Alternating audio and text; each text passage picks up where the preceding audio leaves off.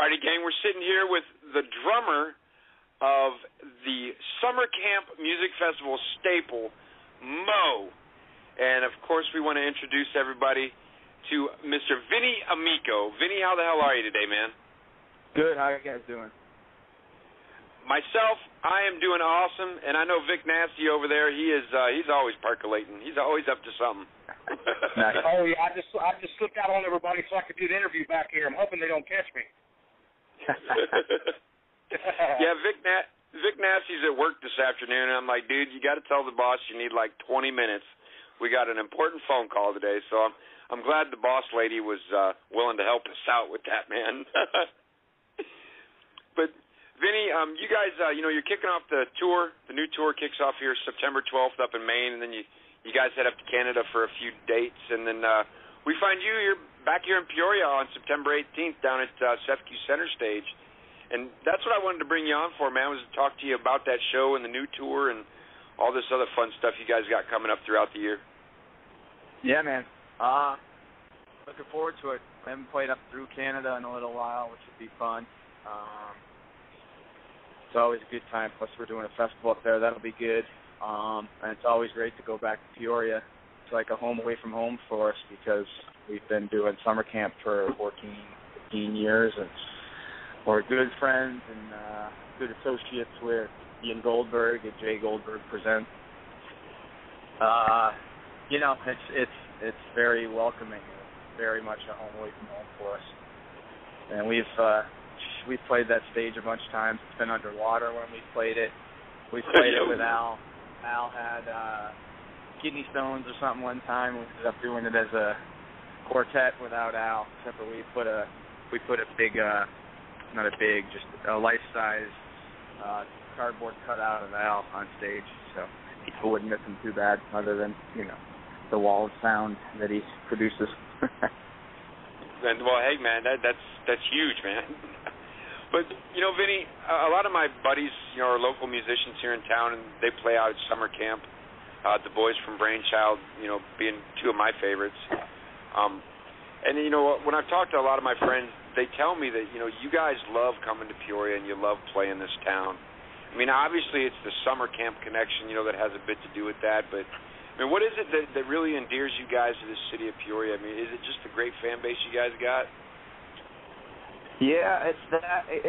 I think in a lot of ways it's very similar to upstate New York, where we're all from. It's all pretty blue collar. A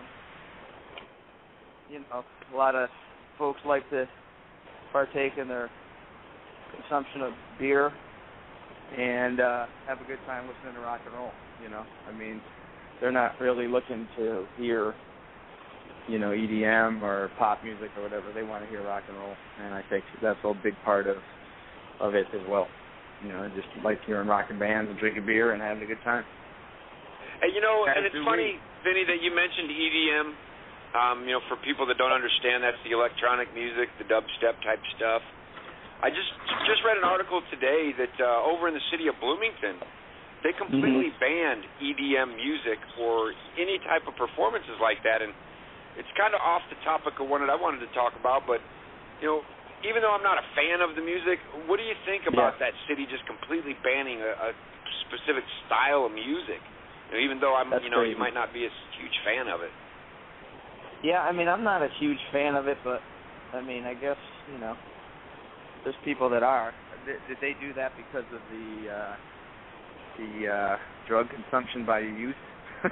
Yeah, it was. That's the case, I suppose I could see it, although I didn't think anything gets banned. I guess it does, but, I was thinking that we were going in the opposite direction of the country, but maybe we're not, so. And, that's kind of what I was thinking when, as I said, I'm not a huge fan of that genre of music, but I thought, man, it's pretty crazy for a city just to ban a whole genre of music because of one incident, one show. I just thought that was freaking nuts, so I wanted to get your opinion.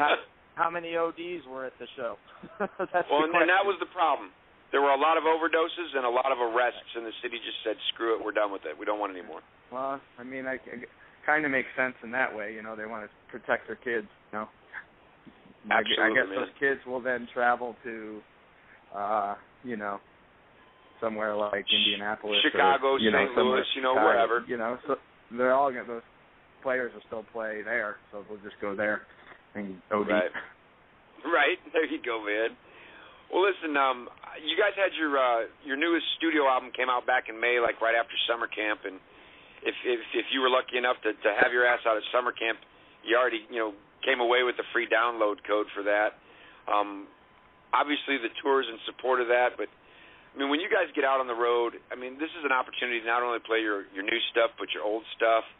And I know you get tired of playing some of the originals and some of the older stuff, but at the same time, man, I mean, it's gotta feel like home when you're out on the road.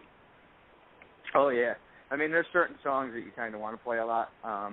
First off, because they're good songs and we like playing them. Secondly, the fans like them. So, and for people that are familiar with us as a band, we don't repeat songs. We don't repeat songs in a week. Usually 6 or 7 shows before we even start getting around to doing songs again. Right. When they, hopefully, that's kind of what keeps people coming to multiple shows, I think, because we have a bunch of what we'll call like anchor songs in the set. So they're the big long jammers that take up some time and good vehicles for improvisation. They're always fun to play, and the more new tunes we add to the set, we kind of have to integrate those into the jams. Cause we don't really, we make a set list, but that's as far as it goes. So if we have a set list that says segues through the whole set and there's no stopping, everything getting from song to song and from place to place is improvised. And with the new songs, you're kind of like, oh, now we have to figure out how to get from here to there. It's all kind of, and we don't really rehearse that stuff. We just go out and do it. So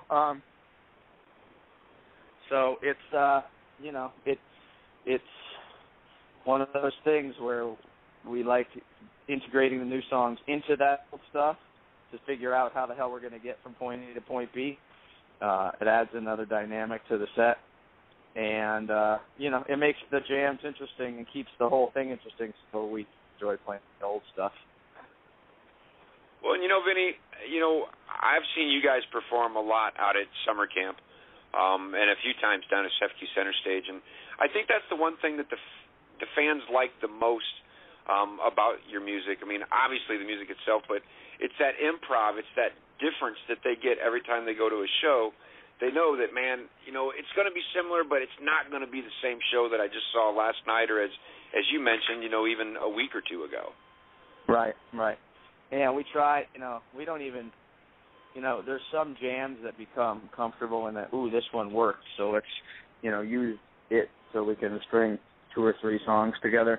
But even that won't be the same. And then that's going in and out of 2 other things, and we don't really have, there's not a big formula. We don't put anything into, say, a computer and say, spit us out some random set list. That's all. We just, there's no secret algorithm? Yeah. And someone could probably write one, but I'm not smart enough myself. But we take turns writing set lists as well, and we all have a different style of doing it. So each night, depending on who writes the set list, you're going to also get a different style of a show than you will, say, if I write it compared to the way Rob writes it, compared to the way Al writes it, yada, yada, yada. So every night is not only stylistically different, it's different in that we never play the same stuff. So. Oh, yeah. Well, I wanted to throw it over to my homeboy, Vic Nasty. I know he's chomping at the bit. Yeah, man. Oh, yeah. Vinnie, we were just, talking about the spontaneity that you bring with you, in every performance that you do. And, one of my, performances that really sticks with me was just last year, at summer camp when you had, Zach Brown guest with you, and you did the weight, by the band. And that, that blew my mind right there. How tight you can be with something that's so, spontaneous. And I've also read some things where you've never had a professional drum lesson. Vinnie, how does a man get this far on the drums like you have without having a drum lesson? Well, I've been playing a long time. First off, 35 years. It's a long time. My father was a jazz, he was a bebop trumpet player. So I've my parents got divorced when I was young, but I was around music a lot, and I always kind of gravitated toward the drums. So it's just kind of been in there the whole time. And I believe, I'm not sure, but I think I have an innate sense of time. So it kind of makes things easier. Like, I'm never really having to try to keep time. It just kind of happens, so people can follow. It's a natural time. Like you see bands and drummers and people that really don't know how to. I mean, maybe they do, or they're drummers and they think they can just go out there and play, and it's always going to be a time. But if they don't know that they're the timekeeper, they have to be on it. Because sometimes you hear bands and they stuff slowing down or speeding up. You know, I don't really think much about it because it's just there. You know, so I guess that's mostly what I attribute it to. You know, it's probably a lot of years of playing and a lot of years of listening to different styles of music, and you know, it's a lot of time spent, I guess. So, and just being open. Also, Vinnie, have you ever been called up by the spontaneity and ever been like, what the hell? Has that ever caught you off guard?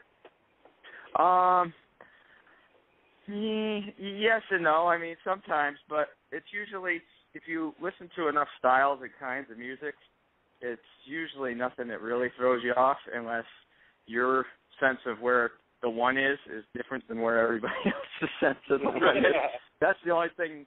One thing just get a little screwy because you're playing, you know, the two is the one or something, and everybody's like, you know, playing a song completely different than you are. But other than that, not usually, because if all of a sudden a style of music or you hear something that sounds like a certain thing, it's like in an improv or whatever, you just kind of go, oh, okay, this is that, and then you kind of play what you know to play in those positions, and then you grow it from there, and hopefully everybody's on the same page, and you know, that's a good basis for a good jam. So. Well, Vinnie, as the festival season wraps up, and you know you guys are hitting the road with this new tour, there's something coming up November 12th. You guys are part of a Lynyrd Skynyrd tribute event to honor Lynyrd Skynyrd that's going to take place down at the Fox Theater in Atlanta, Georgia. And you know, for a lot of us, man, you know, Lynyrd Skynyrd was just a huge influence as we grew up. You know, listening to their tracks and emulating them and whatnot. I just wanted to know what it meant to you, you know, to be a part of an event like this that's, you know, got I mean, Trace Atkins and Greg Allman and Charlie Daniels and Frampton and Mule. I mean, the list just goes on and on, man. I think it's going to be awesome. I mean, they did a tribute album. I don't know how many. It had to be 8 years ago now, maybe. And we were called to do a song. We did the Ballad of Curtis Lowe, and John Hyatt sang it, and we played it, and it came out really good. And you know, we never really got to follow up and do anything with Skynyrd. I mean, I know the album came out. I'm not even sure how it did, but I know we had a blast doing the song, and I think that the song came out really great. So I think that's part of what got us in to doing this, and now to actually, it's like coming full circle and actually getting to do the tribute and hopefully get to, you know, hang with some of those guys and maybe even collaborate with them. It's going to be, you know, great, especially seeing that they're such a big influence on, you know, even though they're not really a jam band, they certainly influenced the genre in the double, triple guitar, the harmony guitar, you know, the rockin' long solos. I mean, before Freebird, was there ever a tune that was 12 minutes long that got played on the radio? Right. It was even that long. That got that much mainstream, you know, response. So that was definitely, you know, a big, probably a game changer, but definitely influential in just about every genre of music, including rock and roll and jam band music and whatever. So it'll be pretty awesome. Hell yeah, man. And I mean, you guys just wrapped up Modown at the end of August, and you got a killer New Year's Eve run coming up. Where's that? Up at the Palace Theater in Albany. Yep. And even into the new year, something I so wish I could go to, but I know I'm not going to be able to, is the Throwdown in Jamaica, man. And dude, this has got to just be so much fun hanging out in Jamaica. You know, 4 nights a Mo at an all-inclusive resort. You know, you get to hang out with the guys, even go golfing. I mean, who's the golfer in the group? Probably Jim and I will golf. Al and I are going to take some people out scuba diving because we dive as well. So that'll be pretty awesome. Actually, the diving is going to be amazing. We did that one. We did one of these before in the Dominican Republic, and it was a lot of fun. And the diving's great if you've ever done it. It's like pretty freaking amazing. So we're looking forward to doing some diving, playing some golf, and I also I actually enjoy sitting in the sun.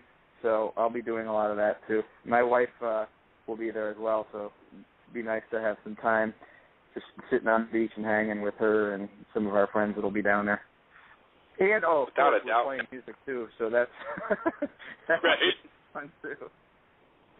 Oh yeah, man. And can't Vinnie, forget about the music, and all this fun. Exactly, man. But just in talking with you, man, it's crazy how this interview even came about. I had emailed your publicist, and I had messaged Al on Facebook, and I had gotten no response. And one day I wake up to a missed call, and I call back, and there's this guy on my phone saying, "Hey, I've got an interview with you today," and I'm like, "No, had nothing scheduled." And so I'm like, who is this? And he says, "It's Vinnie Amico, drummer for Mo," and I just woke up, man. I'm like, "Holy shit, I got Vinnie on the phone. Hey, dude, how about we do this?" And so, you just in talking with you over the last few weeks, you just seem like such a cool cat, man, that I can imagine hanging on the beach and on the golf course in Jamaica would be one hell of a time. And for those that can swing the fundage and take the time off of work, the throwdown in Jamaica, I think, is going to be the bomb, baby. Yeah, man. We'll have some fun.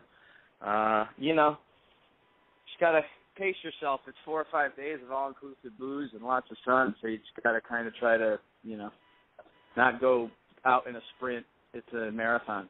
I'm sure by the end of it, there's got to be a few Spunions spinning around the joint somewhere. Yeah, well, fortunately for Mo, bringing up the word Spunion, we don't have too many of those. We're kind of more of a beer drinking, pot smoking type of band. Not the band itself, but the fans. Right. So I got you, man. And some old Grateful Dead heads that are, might partake in a little of the, LSD or something. But we're not real. It's not really the festy Spunion sort of crowd as much. I don't think it's a lot more, rock and roll types and a lot of drinking. And we've set records with a lot of places for how much alcohol we sell. Oh, good Lord! I know our fans like to drink, and they, like their weed too, but it's not too bad. And I don't know. I'm sure that those two things will be easily accessible in Jamaica. I'm not sure about anything else anyway. So. Good, man. Good, because that hey, can are we make even allowed to talk about that stuff on the radio? Oh, hey, this is an uncensored show, man. We can say what we want and talk about what we want. Nice. All right.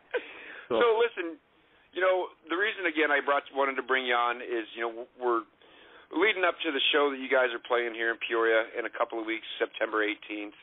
And as we discussed earlier, you guys take turns writing the set lists and whatnot. Is there anything, any surprises, anything that you could lay on us today that, Peoria might be able to look forward to when you guys come in a couple of weeks? It's funny. We don't plan anything. That's all right. Neither do we, Vinny. So, no, we probably, don't really even think that much about it. It's like, you get off the bus, oh, we're in Peoria today. Let's go eat at this place because we know Peoria real well. Let's go visit this person because we know them, whatever.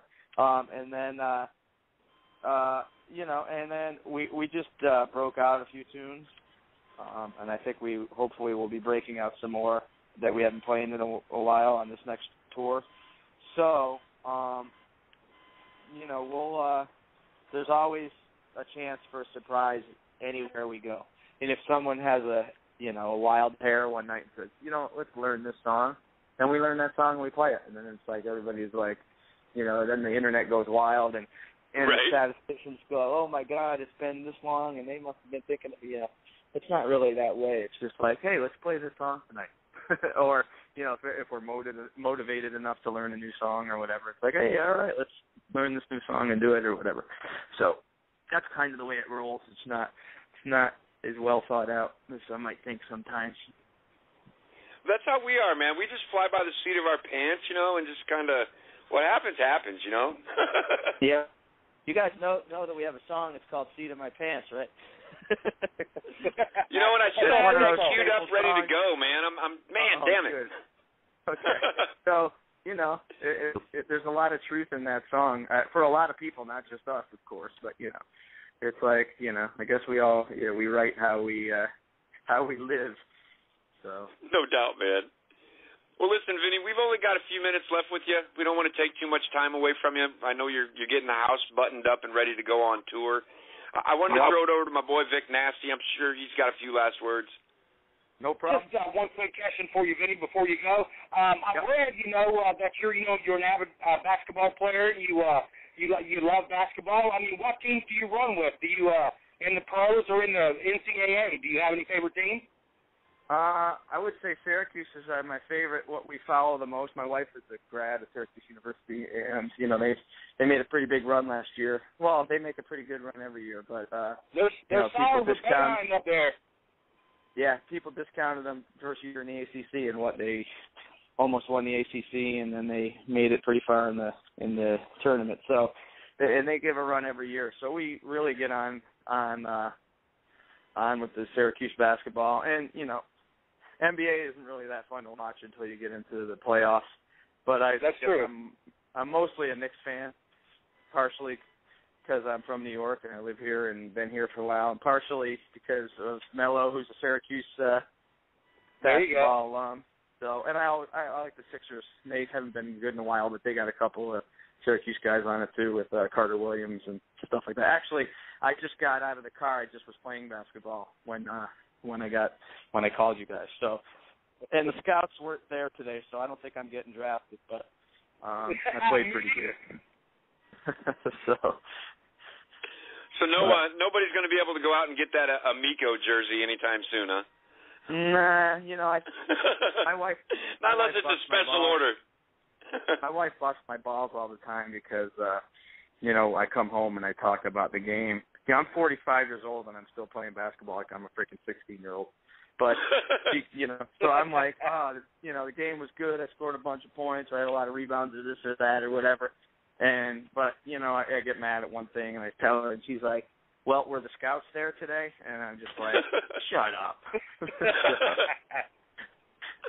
Oh, shoot.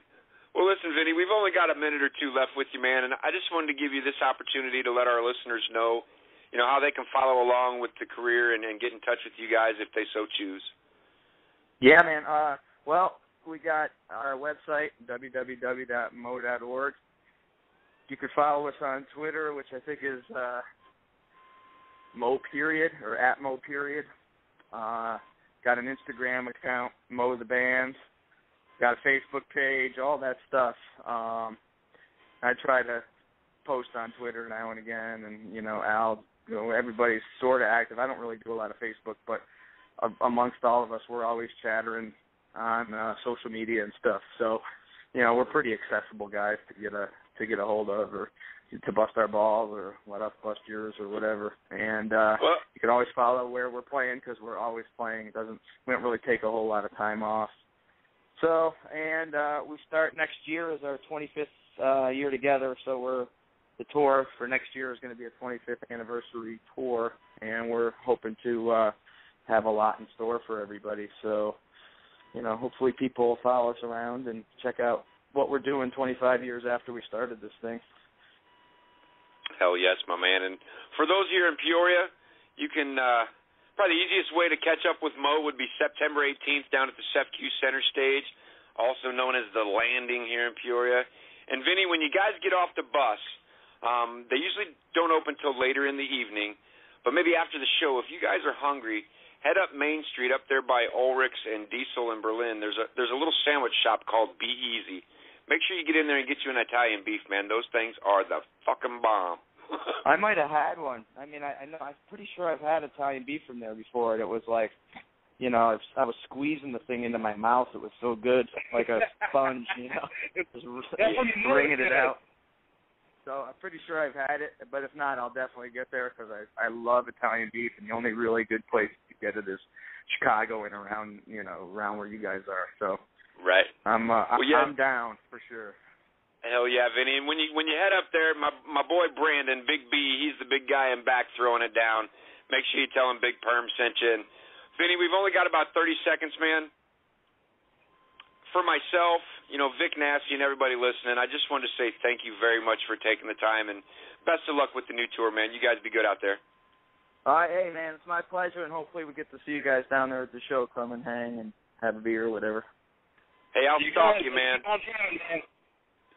Awesome. All right, Vinny, you take it easy, brother, and be well, man. All right, we'll see you guys. Thank you. Later on. Yeah, bye-bye.